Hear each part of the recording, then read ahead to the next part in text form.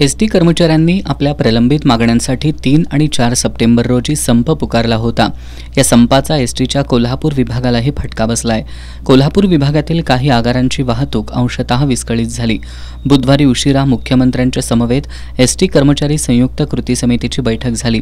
या बैठकीत कर्मचाऱ्यांच्या मूळ वेतनात 6,000 रुपयांची भरघोस वाढ केल्यानं एसटी कर्मचारी संयुक्त कृती समितीचे सदस्य उत्तम पाटील यांनी मुख्यमंत्र्यांचे आभार मानलेत। एसटी कर्मचारी संयुक्त कृती समिती राज्यामध्ये स्थापन झाली एसटी कर्मचाऱ्यांच्या आर्थिक मागण्यांच्या संदर्भात आणि त्यामध्ये मुख्यमंत्री महोदयांनी काल सह्याद्री अतिथीगृहावरती सायंकाळी 7 वाजता बैठक घेतली आणि एसटी कर्मचाऱ्यांचा अभूतपूर्व असा पगारवाढीचा निर्णय त्या ठिकाणी झाला। त्यामध्ये प्रामुख्यानं 1/4/2020 पासून मूळ वेतनामध्ये 6,500 रुपयाची भरघोस वाढ देण्याचं मुख्यमंत्री महोदयाने त्या ठिकाणी मान्य केलेलं आहे। तसेच मेडिकल कॅशलेस योजनेचा कॅशलेस योजनेचाही निर्णय त्यांनी त्यामध्ये घेतलेला आहे। बस स्थानकांनी विश्रांतीगृह स्वच्छतेसाठी जो निधी आवश्यक आहे तो निधी देण्याचं सुद्धा त्यांनी त्या ठिकाणी मान्य केलेला आहे।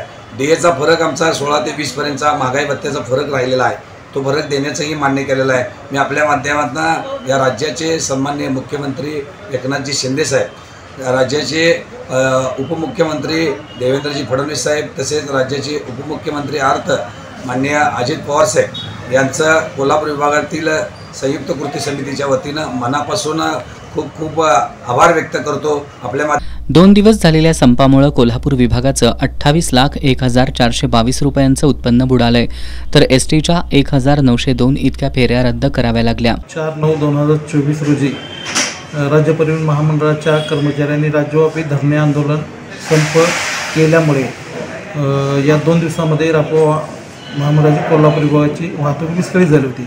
जवळपास 5 आगारांची वाहतूक चालू होती व 7 आगारांची वाहतूक अंशतः चालू होती।